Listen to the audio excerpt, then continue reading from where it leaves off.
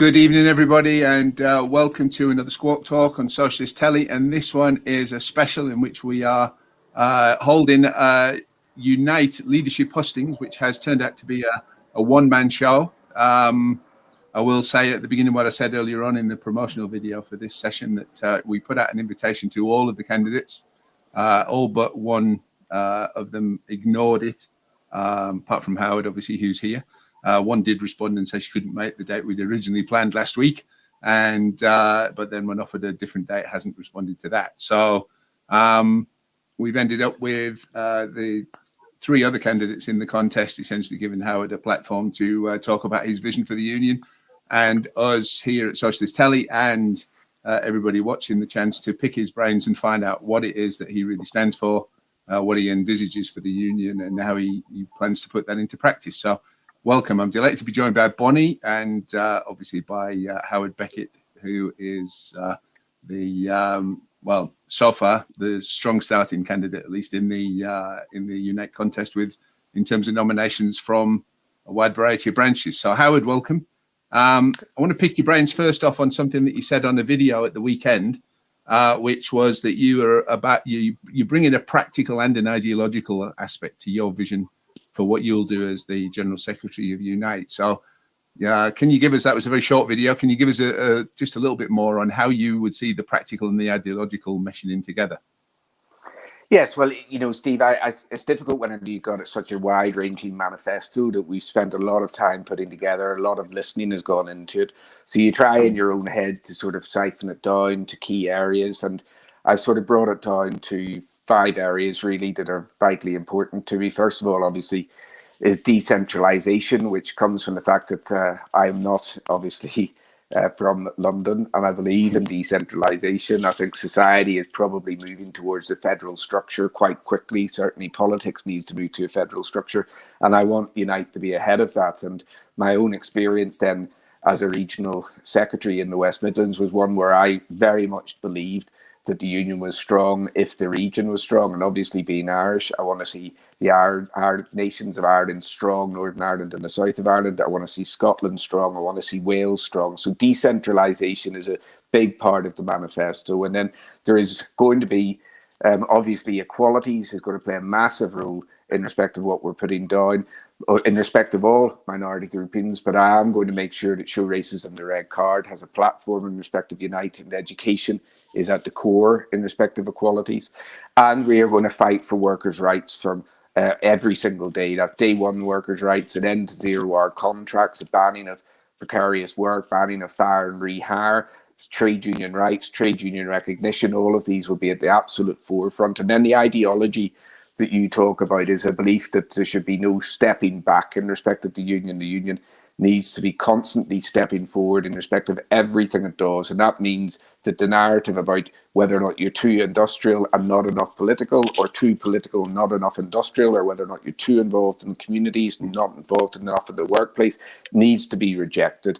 This narrative about the union, which steeps into a narrative about the union being non-political, is very dangerous. That argument was had over 100 years ago, and the union is most definitely a political body, because politics plays a role in respect of our everyday lives. It is absolutely vital for us. It's vital in the workplace. The reason why we've got fire and rehire at the moment is because of the politics of society. The reason why the NHS has been privatised is the politics of society. The reason why 15% is rejected is the politics of society. And sadly, the reason as to why 150,000 people have died through COVID, and the Prime Minister believes that he is exempt from criminal prosecution, is because of the politics of society.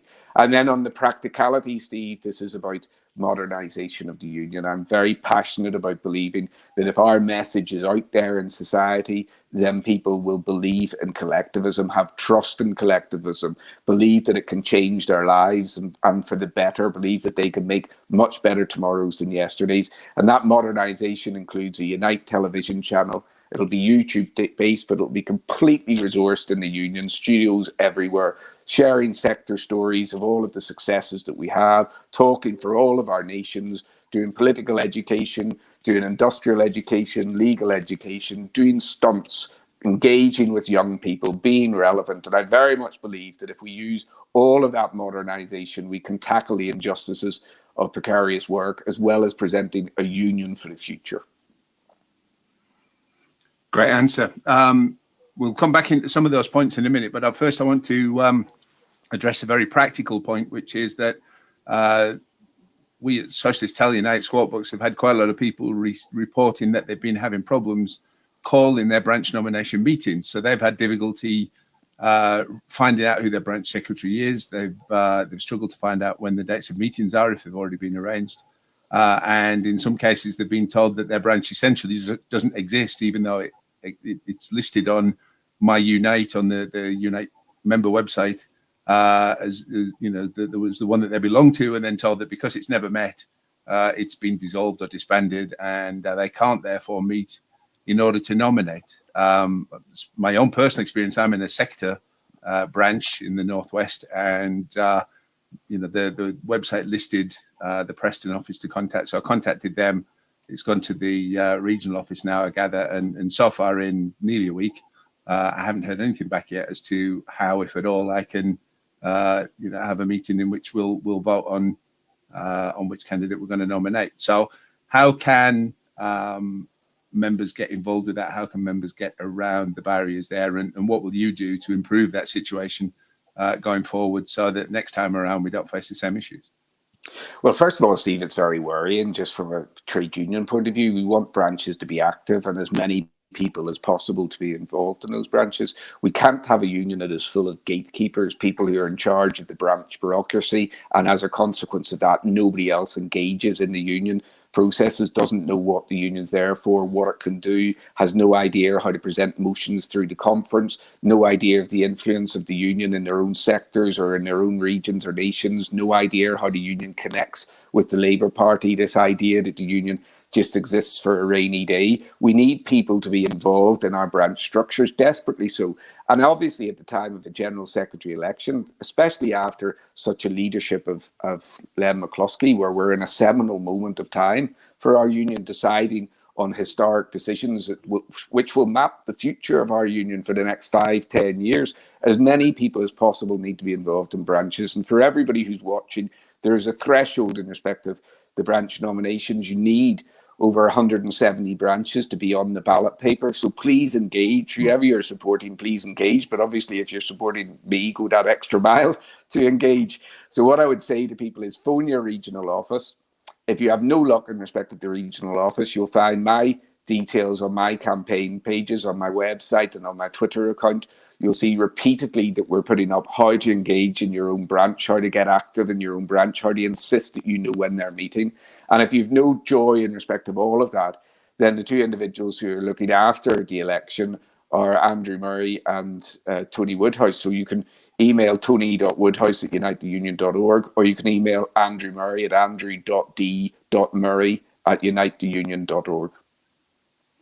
So I've got an address going across the bottom there, becketforunite.co.uk/nomination. Would that be the right one to? It would indeed, absolutely. Very good. Okay, thank you for that. Now, regional devolution seems to be a high priority. It's in the vision section right at the top of your manifesto that you saw fit to put it first. You obviously mean business with that, and you've made a pledge there to empower branches as well as organising into regional strike funds and cross-sector organising within regions, etc. I know for myself, I'm a regional boy. From the northeast of England, now in the northwest. We do tend to see everything as being very London-centric, and I guess Unite is no particular difference from that. So, and you've seen support come in from across the nations of the UK and obviously different regions within England as well. So, tell me a bit more. How will that work out in practice? That you're going to empower the unions, and how will power devolve out to the unions from any central position within Unite? Well, Steve, let's start first of all. I'm conscious I do have a clear platform here, but I'll take advantage of it. Let's start first of all in respect of the ideological importance of a role as General Secretary. What do you believe that role is about? Do you believe that it's a presidential role, or do you believe that it's about empowering people? And I most definitely believe that it is about empowering people. It's about finding those champions. And I'm expecting to find thousands of those champions who want to go on that journey from being an activist to a rep, to an officer or an organizer, or to a rep in wider society. That's what it's all about. And that cannot be done from Holborn. It cannot be done from the 7th floor of our main office in Holborn. It can only be done by empowering regions and sectors and nations to be in control of their own identity.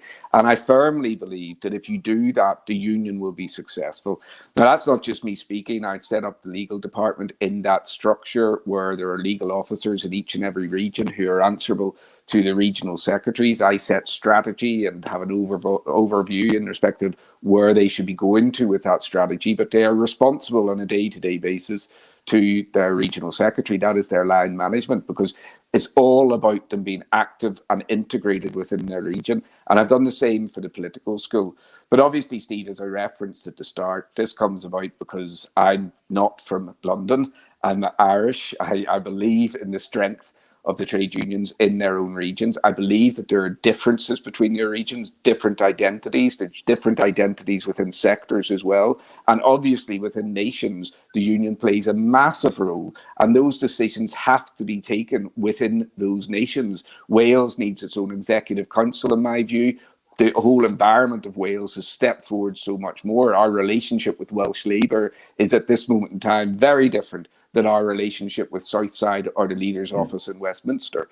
And similarly in Scotland, our relationship has been different again because of the path that Scottish Labour took almost 10 years ago, whenever they decided to no longer be a party of workers and no longer be involved in the communities. So the Scottish executive exists in Scotland, and under my general secretaryship, they would have the choice as Labour moves to federal structures as to whether or not they affiliated with the Labour Party. So there is an ideological platform in respect of this, a reasoning as to why it was formed, as I said, not just out of my nationality, but also because of my time in the West Midlands. And if I take on the practical level my time in the West Midlands, Steve, I was the Assistant General Secretary in the West Midlands, but I was fortunate insofar as I was still an Assistant General Secretary. I still had that authority as an Assistant General Secretary. And the problem that you have with every department that exists in Holborn is their perception of what goes on in the region is that it is only their department that is relevant to the region. And you find that the directors of those departments in Holborn are insistent that their work is given priority. Instead of thinking about in a region, all departments have to operate together. They cannot work in silos. Organising has to work with the industrial officers.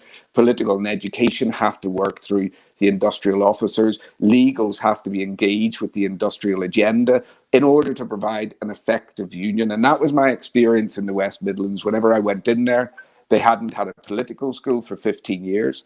I'm very proud of the fact that not only did we get active political schools, not only did we start punching our weight regionally on a political front, but we also punched our weight industrially. People may well recall the Birmingham Bins disputes. There were 2 of them, and we fought against an aggressive Labour Council that was determined to try and cut the wages of working people. We engaged with our community members to keep the people of Birmingham on side. We had a definite industrial strategy. We took them to court and injuncted them. Everything worked together, and it worked together successfully. The organisers worked with the officers, and we punched our weight. That's the type of organisation that I want to see, one where we empower people. And since I've taken over as AGS of politics, I'm very proud of the fact that there are women political schools that are now happening across all of our regions and nations, as we, again, find those champions of the workplace and the communities. Great answer. Bonnie's got a question in a sec. I just want to bring in a couple of the comments here. We had one from Jay Robinson. So she was pointing out, I mean, she's another person who's had problems with trying to organise nomination meetings with gatekeepers, as she puts it, refusing to respond. So again, there does seem to be some kind of bureaucratic inertia or whatever it is to overcome to actually get the meetings taking place, especially if you're not meeting in a particular workplace. Just to reference that, Steve, just to reference that very quickly, because I'm not sure who the gatekeepers are that Jay is referring to, but let me just say that all of the officers of the union have been told to engage with this process and make it happen. So if Jay feels that our process has been restricted because of the officialdom of Unite, then go to the places that I referenced before and remove those restrictions. Yes, and Susan agreeing with her there, I think, as well, saying it's difficult to engage when there's no secretary or details on the Unite site. So again, once you're in charge, that'll have to be something to look at going forward. Bonnie, do you want to come in? Yeah, thank you.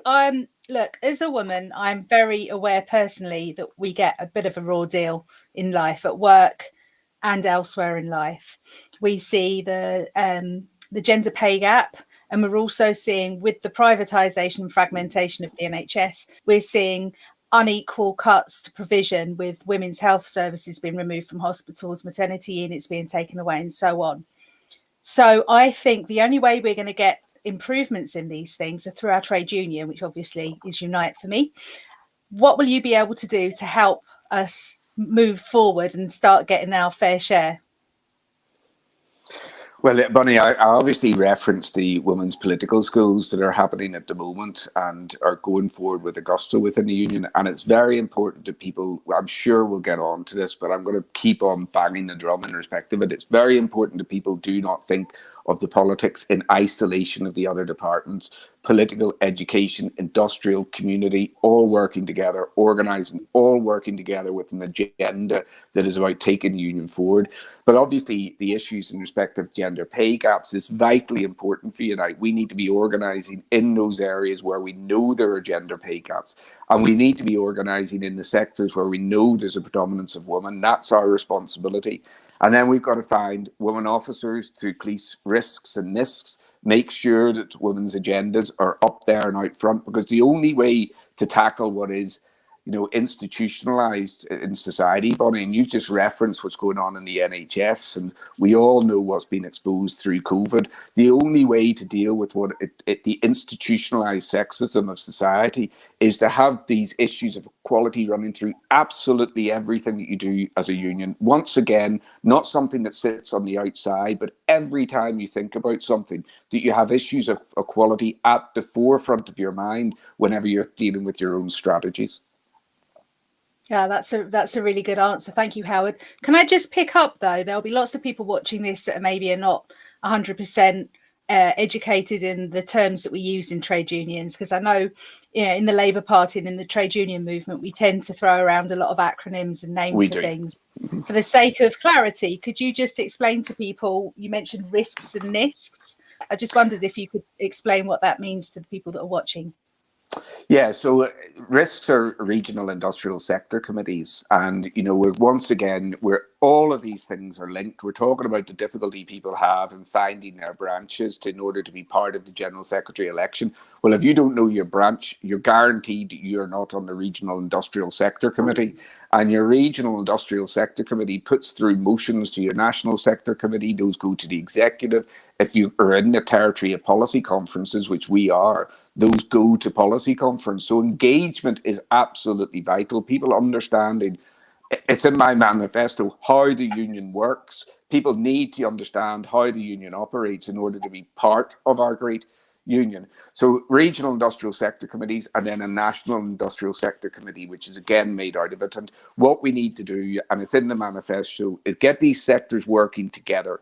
We've seen now during the pandemic how sectors are so interrelated. We know right here and now that aerospace is suffering because civil aviation is suffering. People are not building engines because nobody is flying. We're seeing now that because we're not converting to green energy, because we're not building electric engines for planes, that the regional airports are in jeopardy of going under. And what happened in Norway and the Silicon Valley was that it was electric planes which saved those regional airports, and we need to be doing the same. So the only way to achieve this is by sectors no longer working in isolation, using combines and having combines actually part of our constitutional structures and not just a name that is given for whenever shop stewards need to come together. I have a friend who once said to me that if you don't understand how combines work, not referencing me, but referencing somebody else, if you don't understand how combines work, then you're not doing your job as a rep in your workplace. And that is true, because sectors interlink with other sectors. So this is all about ensuring that there is a proper gender balance, that women are getting involved in regional industrial sector committees. How do you achieve that? Well, if I take the example of Scotland, which is an incredibly well-run region. You have women officers who are at the forefront of all of the regional industrial sector committees, and they obviously have at the forefront of their mind finding women champions to step forward and make sure that there's that proportionality on the regional industrial sector committees, and then forcing that same proportionality in the national committees. Oh, that's great, because I think as a woman that's been involved in our movement for a long time, I've been very frustrated by the lack of women in reps positions and women making the case for what women need. And I think part of that is because of difficulties with accessing meetings, because quite often women have their job to do, and if there are children, they've got to go home and take care of the kids, because even though that's supposedly the traditional model, the truth is that is still where the majority of childcare has to take place, unfortunately. So what things might you be able to put in place to help women get more involved, perhaps in their trade union? Yeah, so there's a commitment in there because there are practical difficulties, but and you do hope that as we go forward now, that people will use such things as Zoom to arrange meetings and make sure that there's proper engagement, even dual meetings where there's some people in attendance, some people on Zoom, so as you don't have women who are disenfranchised. But there's other practicalities. You know, for us, really, how can you expect women to go to a 4 or 5 day conference, which is the most, you know, you're talking about the ultimate convention of Unite, where our policy decisions are taken, our decisions that are taken about things such as nuclear weapons and the relationship with jobs, our decisions that are taken about affiliation to our Labour Party, our decisions that are taken about do we organise in the fracking industry, decisions that are a massive consequence, not just to Unite, but the movement. And obviously women find it very difficult to go to those conferences because they're away from home for 4 or 5 days. They look after, we know that they're prime carers for children. So there is commitments in there about the practical things such as creches to make sure that women will be attending these conferences and not simply disenfranchised because of the practicalities and the difficulties of attending. That will be so incredibly helpful. Thank you. We might see the change that we need for 50% of our population now. That's great. Very good. Quick question, viewer question in here again from Jay. Disabled people don't even figure in the minds of MPs and even unions. How can the playing field be levelled? What ideas have you got on that, Howard? Yeah, well, it's obviously, Steve, we have commitments in there in respect of disabled. Now go further because we can people do commonly identify themselves as disabled on our membership system, and we can offer more and more assistance. You know, sexuality questions are not completed as much in our membership forms, but disabilities are, and we can go further. But I would say this, Steve, and I passionately believe it, that the rights of the disabled, the first hurdle is to know your rights. Jay has just referenced it there, the DDA. Know the DDA. How can a disabled person ever be able to punch their weight in society, in a workplace, in a membership organisation if they do not know their rights? You know, recently there was a big high-profile case in London, a taxi driver who lost his licence because he refused to allow a guide dog into the taxi. That type of practical information, to know your rights in order to be able to protect yourself. And that's why I'm saying very clearly that there will be apps for all of our members that will immediately give them at their fingertips what their rights are. You're getting into a taxi driver refuses to have a guide dog, you tap into your app and it tells you precisely what your rights are. That's how to step forward and punch your weight in society. But all of the things that I've said in respect of equalities that we're going to bring together, make sure that we facilitate people attending meetings, make sure that all of the practicalities at conference are dealt with, all of those are in the manifesto, Steve. Very good.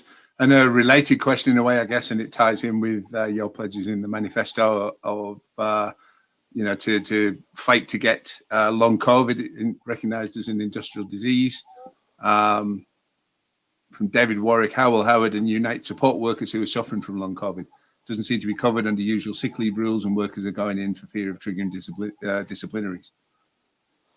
Well, we've already started, Steve, a helpline for people who are suffering for long COVID, and I'll make sure that the next time I'm on some site, in fact, I'll make sure it's tweeted so as people know where to go to for it. So we've already started a number of legal cases in respect of COVID. These are not the easy cases by any stretch of the imagination. You've got to obviously have kept evidence. know what your workplace has done through COVID in order to prove that your workplace is the most likely place that you contracted COVID.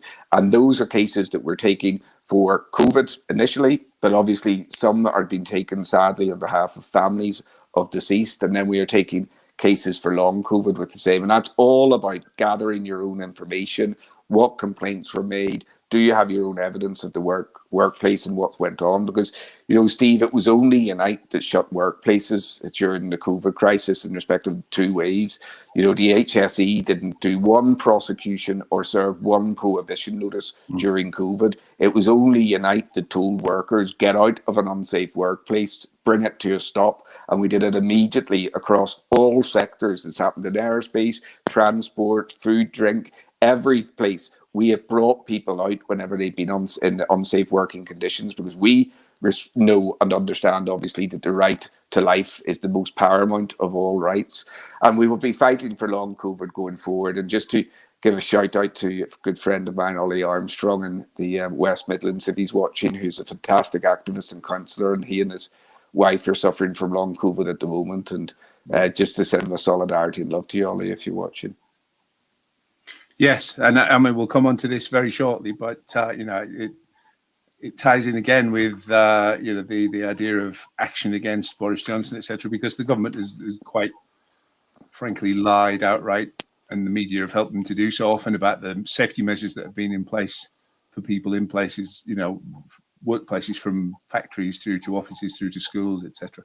We'll come on to that in just a second, but I want to first just ask you, you know, one of the things that I think all three of your opponents have tried to throw at you, and you took on very well in your meeting with Damo the other week. But, you know, I think what I want to explore is the positive side of that, where, you know, they've tried to claim that you're too involved politically, but, you know, you've been very involved as well in, you know, an industrial level and a legal level. So how do legal, industrial and political, and you're legal and political director of the union, how do all those three things tie in together to make for effective union action and union representation of people, you know, who are members of Unite? Well, listen, Steve, first of all, I would say and repeat, and I'm going to keep on repeating it every time I get the opportunity, it is an extraordinarily dangerous narrative to start talking about the union being too involved in something, as if the union has to weigh up whether or not to do one side of what it does or another side of what it does. The union is big enough and powerful enough and influential enough to punch its weight in all areas of society. And for those people who want to reference the union's involvement in politics as if there should be a debate about a non-political union, I would say to them clearly that debate was had over 100 years ago, and the answer then is the same as now. A union needs to be political because workers' voices, voice of the working class, needs to be heard in the corridors of political power. And I'm telling everybody who's now watching, including opponents in the General Secretary race, the establishment parties would love it if Unite stepped out of the political arena. Absolutely love it. And anybody right here now who thinks whenever we've got COVID legislations, CHIS legislations, the police crime and sentencing legislations, the Trade Union Act, now voter ID, if anybody believes right here now that our civil liberties, workers' rights, the rights of protest, the very rights to represent our own people are not under threat, then they are living in a different world than I am. But Steve, the reality, of course, is that nothing should ever operate in silos. The reality, of course, is that the message about the union being too involved in politics has a popular appeal, because our reps know that it is difficult at this moment in time to go into their workplace and talk about political societies. We've been through Brexit. For years and years and years, the Labour movement has stepped out of its communities in respect of giving the message. We're seeing the red wall seats lost as a result of it. And we are seeing again and again our reps saying that it is far too difficult to go in front of their workforce and talk politics. This is why we have to start connecting our departments together, education, industrial, legal, political, showing successes, getting workers to understand that by having a voice in all of those arenas, by having abilities in all of those arenas, we can fight for justice. And getting people to understand that the reason why they are told to swallow inflation in their workplace is because of wider society. The reason why we have 0-hour contracts is because of the politics of neoliberalism. The reason why we have fire and rehire is because of the politics of society. And Steve, I always will reference this to people, that Birmingham Biddens will find themselves in perpetual dispute with Birmingham City Council until we get a worker who becomes the councillor for waste in Birmingham. We will find that largest of employers, such as INEOS, will tell workers to swallow inflation even though they're getting hundreds of millions of pounds in grants, because of the society that we live in. This is why Unite is effective when we punch our weight in every strand of life, whenever we are in our communities, organising for community members, organising for our sectors, in the political corridors of power, telling people that they won't get our money, they won't get our troops, they won't get our support, and modernising to get all of these messages out there so that people understand the power of collectivism. That's what will make a successful union going forward. Steve, I'd finally say this about the whole narrative. I am the first to say that there is a criticism as to politics generally being far too far Westminster based. Sometimes I think if Guy Fawkes had been successful, we all would have been in a much better place. Politics needs to federalise now within all of the United Kingdom and within the south of Ireland. Federal politics, the idea of devolved politics in the regions, connecting to workplaces, listening to people's voices, connecting to the communities, actually serving the communities and the workplaces that they represent. That's ultimately what will change working class lives. So there's a strong argument about Westminster-centric and a strong argument for Unite giving devolved power, giving resources to regions, resources to nations, making sure we punch our weight. And that is my experience from the West Midlands, and seeing that the importance of regional structures in order to be able to influence the Labour Party. That's my experience. And that's why, once again, whenever we're forming Unite over the next 5 to 10 years, it will be about regional and national power. Yes, I know you said that was your last word. I do want to ask, just for my own curiosity, last week, with as the election results started to unfold, and were obviously a disaster for Labour, you said that it showed that you hadn't been pushing enough in terms of taking on the Labour Party. What did you mean by that? Well, I'll say this, and I'm serious, Steve. I think that the Labour Party is in an existential crisis. I think it's at a moment in time of a crossroads. Will it continue to have a relevance for workers, or will it fundamentally become a party of the establishment? Will it go to this cultural elite, become these university graduates only who are interested in the politics of Labour? Or will it continue to represent class issues? Will it continue to fight for communities that have been left behind, fight for good jobs? Will it continue to represent working people? And what we've seen with Labour is the mistakes of Scotland whenever Labour stepped out of the communities have now been repeated through England over the last 10 years, with the exception of 2016 through to 2018, where we have consistently failed to be the voice of working people as Labour and the voice of the communities. And that's an existential crisis. So what I mean about not being critical enough is I want to be able to look myself in the mirror if Labour goes in a direction that is away from the trade unions, and say I did everything possible to tell Labour not to do that. Because if Labour goes in that direction, it will become an irrelevance to workers and an irrelevance in society. And what people need to understand is vacuums are filled. Whenever Labour goes in that direction, in Scotland, the vacuum is filled by the SNP. It doesn't matter what you think of the SNP. They filled the vacuum and organised in the communities because Labour exited those communities. And now in the North and the Midlands, we're seeing exactly the same thing. And we're seeing that vacuum filled by the populism of Toryism. And that will not continue. if Labour are going to exit communities, exit organising, it will be Unite that will step in and show people the connection with what goes on in their daily lives, in their workplace, with their industrial demands, with education, with their legal abilities, and with their political narrative. It will be the Unite that will step into that vacuum. Unite will not become non-political if Labour goes in the wrong direction. But for me personally, what I mean by not being critical enough is I should be telling people again and again and again that this is now an existential crisis for the Labour Party, and it has two choices: move away from collective Labour or come back to collective Labour. And I very much hope they come back to collective Labour. Brilliant answer. So speaking of vacuums and Unite having to step in, one of the things that you've taken some stick for over the last few days has been your commitment to take legal action against Boris Johnson over the COVID deaths if you get to be the General Secretary. And, you know, I've seen the very unbecoming spectacle of, you know, right-wing, nationally Labour MPs and others attacking you and, you know, disgusted at the idea that a Tory Prime Minister who's overseen 150,000 deaths and, you know, been responsible for driving policies that have caused, you know, led to those deaths. You know, New Zealand 26, UK 150,000 and counting. You know, that's remarkable to me. It shouldn't be, probably. But, you know, tell us a bit more about why you think that's justified and what would be the prospects of actual success in that action.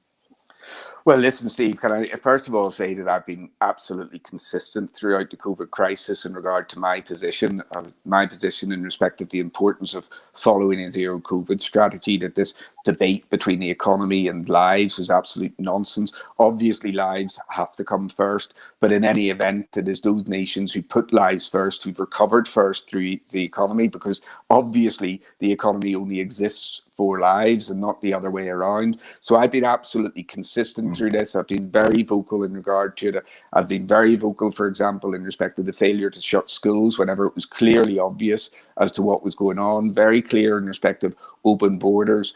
But I have to say, if anybody out there in the Labour movement believes that people who have lost 150,000 of their loved ones are going to go away and not demand justice in the fashion that we have demanded justice for all sorts of atrocities in the past, if they believe that working class communities will not demand justice in respect of this, then once again, they are living in a different planet than me.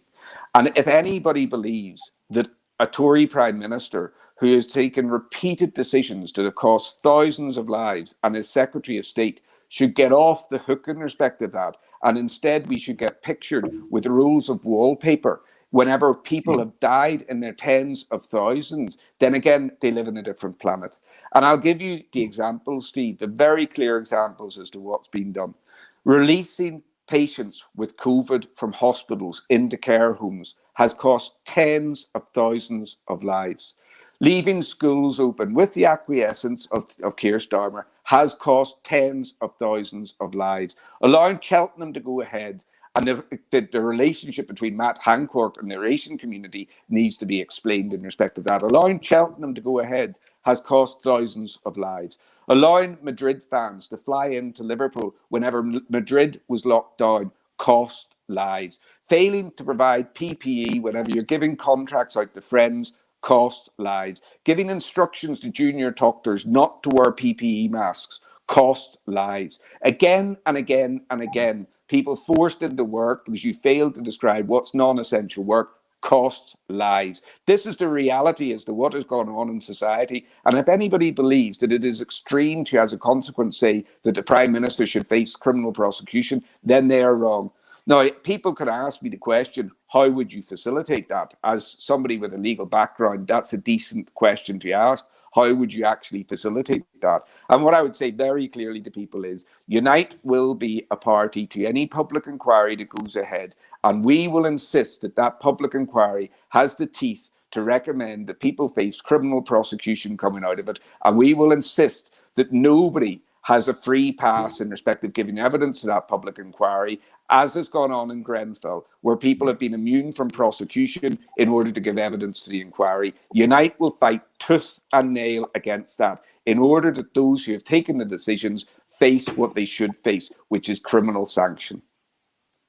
Absolutely. Before we move on, I'll just say, I've had Labour people say to me that, they're part of the reason that Boris Johnson has managed to do well in the elections last week, the Tories generally, was, because the media has allowed people to think that he's doing a good job on the whole thing, which is absolutely astonishing. That, but my answer to that is the Labour Party's job should be to be telling, screaming to the nation that, how murderous he's been in his conduct of the whole management of the pandemic, and refusing to shut up talking about it until people pay attention. So, the supine Labour Party has allowed, and Labour leadership has allowed that lie to be fostered. So, people shouldn't be getting a vaccine bump or bounce or whatever they're calling it when they've essentially killed 150,000 people before they got the vaccine in. And the of course, Steve. The vaccine success has been about the about the NHS and not about private, the private companies that the Tories love giving things to. So anyway, people aren't here to listen to me go on. But Bonnie, no, but of course, these are the choices that you make whenever you're in opposition. You make a choice as to what you're going to lead on in respect of opposition. To start off with, you do not have an opposition that has a belief that your policy is at the core of it not to have policies. Like, that's just ridiculous at any point in time. But it is an abdication of responsibility at a moment of crisis, whenever working class people are dying in their thousands. You have to be the champion for working class people. It is your absolute responsibility, whenever you put yourself forward for that position, to be brave enough to do it. And right here now, that simply has not happened. People have not voiced for it. And in that they've not voiced for it, that has exposed Labour to the position that it's in right now. And that's very dangerous, very, very dangerous. Bonnie, I think you're coming in with the next question. Yeah, I just wanted to come in, obviously, to set the picture. We've had a couple of decades now where public services have been parcelled off and contracted out to people. That local councils, for example, have done a lot of this. And what we've seen is a reduction in the quality of the service that's provided, and a drastic cut in the terms and conditions of the people that provide those services and work for those outsourced organisations. In the NHS, we've seen the bundling off of sectors of the NHS to private providers, making profits for their shareholders and so on. But what affects me as a trade unionist is, apart from the societal problems of that, people's working terms and conditions are being impacted atrociously, particularly within the NHS, where people do skilled jobs, caring for people, looking after, catering, people in the social care sector as well. What can Unite do for those people that are facing really devastating times in the face of all of this segmentation and privatisation? Well, there's a very strong commitment in the manifesto, Bonnie, to be organising within the NHS. There's strong commitments in there that Unite will maintain a position for 15% for the NHS. Strong commitments in there about reversing out the privatisation and obviously no further privatisation. There's commitments in there for free membership for student nurses and student paramedics.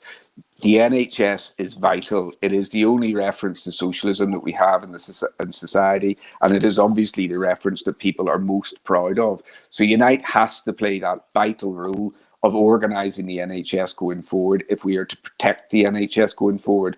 But whenever you reference this to general society and what's going on, what is the response to this? Well, I found it quite nerve-wracking, really, and worrying that after the first wave of COVID, people very quickly went back to what they'd had before.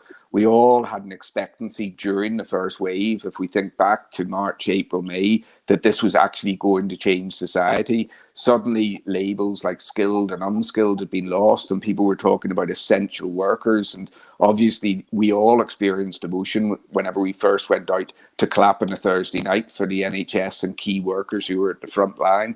We lost so many workers in Unite through trying to serve the country at a time of crisis. We lost cabin crew for repatriating people around the world. We lost dozens of bus drivers who were continuing to work through COVID. We lost construction workers everywhere. We lost members who were trying to keep our nations going. And I think a lot of us felt that this was going to be a seminal moment, and that people would feel that society now had to change, that we had to demand something different.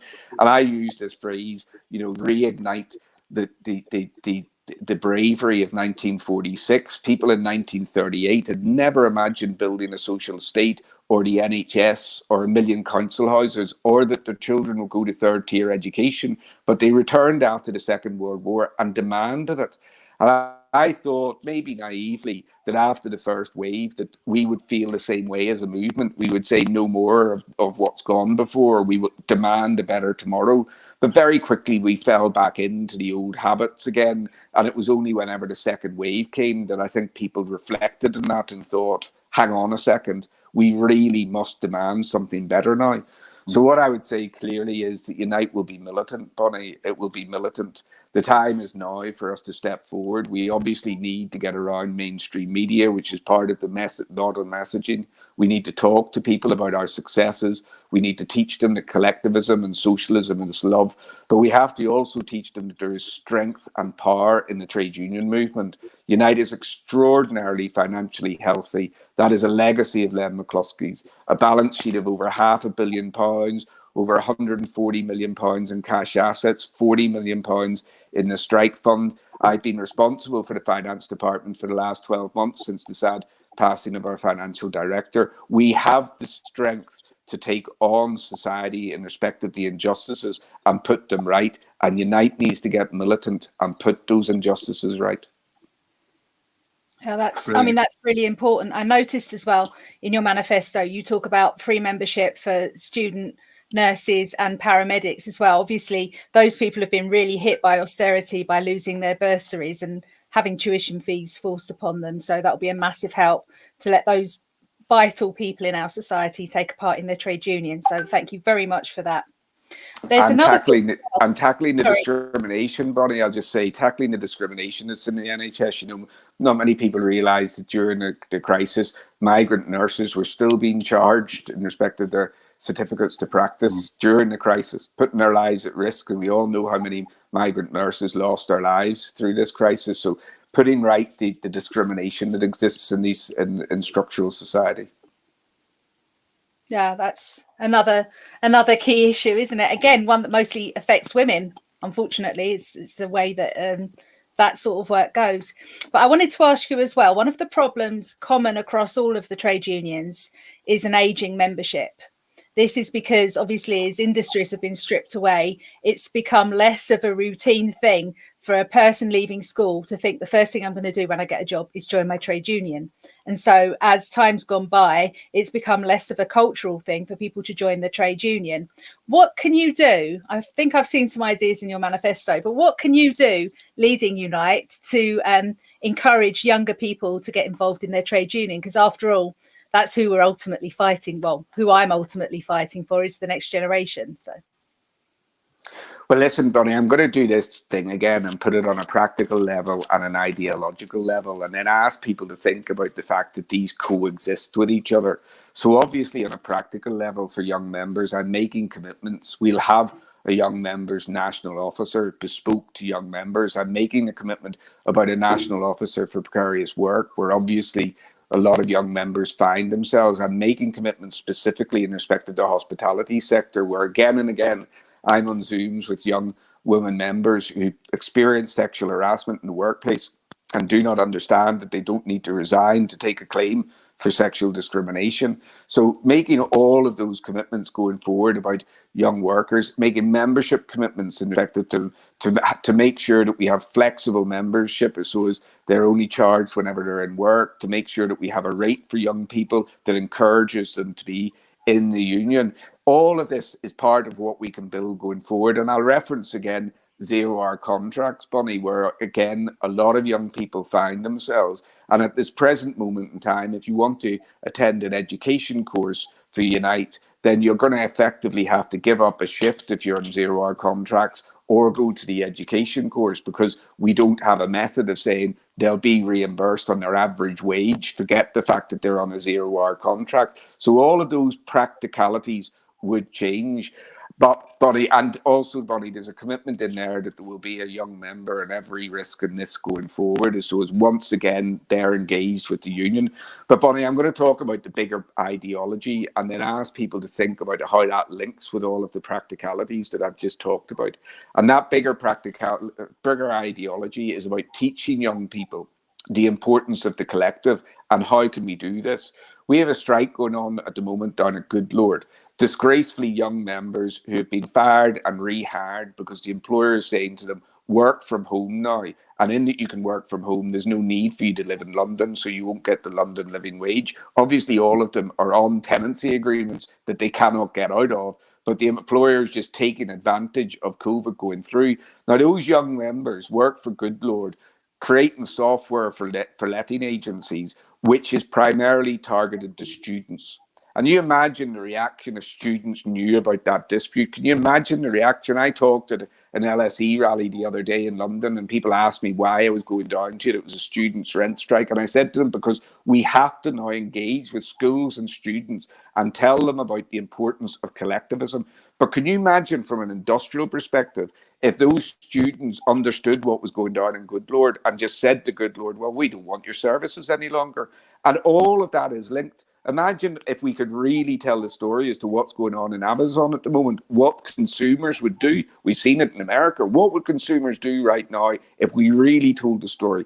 And that's why Unite TV, modern apps to be able to tell people their rights, linking young people together, giving them the structures for them to be active within the trade union movement is so vital. And Bonnie, I'll reference this so as people can understand that ideology with the practical. BASA, who are the branch for cabin crew down in Heathrow, used to be 13,000 strong, since fire and rehired are now down to 6,000 odd. But BASA have always had 100% density, despite the fact that they've no single workplace. Why? Because they used all of the practical that I've just talked to you about, but also created this brand for themselves. Be in BASA, fight BA. But you could engage with each other over forums. You constantly knew where members were around the world because of the forums. They had immediate access to their reps and they created this identity and they knew their rights. That micro, if we can do that on the macro with Unite TV and apps, then believe me, young people will understand the power of collectivism and the good of collectivism, and they will come to us. We've got a question from... Go on, Bonnie. So I was just saying, I'll be signing my kids up if you win this. Without. Yeah, well, we want everybody in the union, don't we? So I mean, a question here from Jill, and I will just refer back to this in case people have joined the program halfway through. But please tell me this is not another hustings where only Howard agreed to participate. Yes, I'm afraid it is, but I will make clear, all of the candidates were invited, and they were even offered the chance to have an independent chair in case they thought I wouldn't treat them fairly. And that didn't tempt them across the line to actually take part. And unfortunately, then for them, I think that's giving Howard the free platform to say what he thinks, rather than them coming on here and trying to put him on the spot, which you would expect they would want to do as part of their campaign for themselves. And Jill had a question for you there, Howard, and we'll go on to Unite Community in a minute, but. Is there any thought as to why retired members are separate from Unite Community? Because Jill says that she has, her local area has been getting branches transferred out or reclassified, not something that they want to do, but reclassified as retired members out of Unite Community. So why are those two things separate, if you like? I don't know why that should be happening. I hope it's got nothing to do with the nominations. Listen, first of all, if I could say in respect of both retired members and community members, at this moment in time, they don't play their role in respect of our constitutional structures. They're allowed to vote in a general secretary election, but they're not allowed to stand in a regional committee or to the executive council. That would change. Rule 6, as it's referred to, is out of date. In my mind, we shouldn't have second-class citizens within the Unite's membership. There's obviously proportionality in numbers in respect of how many people are in your sector, but we should not have discrimination in respect of who can partake in our union. I can't possibly talk about Unite's role in society, about linking all of these things together, and then say, oh yes, but community members shouldn't have a voting right, retired members shouldn't have a voting right. We need to take advantage of the retired members' knowledge. There's commitments in there in respect of mentoring. So all retired members, community members, and self-employed members will have the right to stand for committees. If I'm General Secretary, I will take that to the Executive Council and hope to persuade them to change that rule. But I agree with the premise of the question. The linkage between the retired members and the community members is vital. The linkage between the retired members and industrial sectors is vital. Lay companions have been a success. We have a commitment in respect of a mentoring process going forward. And again, we have a commitment in there in respect of membership for the grandchildren of retired members to encourage generations to come through the union. Make sure you understand the union's as relevant in 2021 as it was in 1975. Very good. So we're going to look at community now, but there's a question which I think will be relevant in there from Liz, who's pointed out in one comment that live-in carers, so unwaged carers, if you like, for their family members, are getting paid an absolute pittance at 86p an hour, I think she said in the comment. And she's asking, saying it's about time that family carers are paid a living wage for the work they do, paid a tiny allowance, but still get accused of benefit scrounging. We need workers' rights and the status that brings. Now, I know that Damo from our, part of our Socialist Telly team is an unpaid carer at home. And there must be a lot of people like him in the Unite community. And you've got some pledges there for community section in terms of bringing them more into the life of the union and empowering them to have more influence and more say in the union. But also so tell us about that, but also tell us what you'll do as General Secretary of Unite to improve the lives of the, I think, 14,000 or so community members that Unite has. Well, there are commitments in there at the moment, Steve, in regard to welfare benefits, making sure community members have access to our offices, and making sure that they have the relationship with the industrial branches, so as whenever they offer solidarity, they are financially rewarded for it, and they can grow their own influence through those finances. But Steve, the question is a great question, because what it goes to show is that at this moment in time, because the community membership is not part of our structures, there are no policies coming through our conference for things such as you've just asked for. We're not pushing these questions through about home carers, for example, and what can Unite do? Can we organise amongst home carers? Can we then have a campaign in respect of it? What political pressures can we do? These issues become left to somebody in the head office normally to have a conversation with somebody and think, oh, well, we should be involved in that. Whereas it should be coming organically from our membership in exactly the way that it is right here and now. So I suppose the biggest thing that I'm saying to community members is that they are part of our union going forward. I will never allow anybody to talk in a narrative that talks of the exclusion or moving away from our role in respect of community. I'll make sure that they are integral to our structures so as these organic policies can be grown through.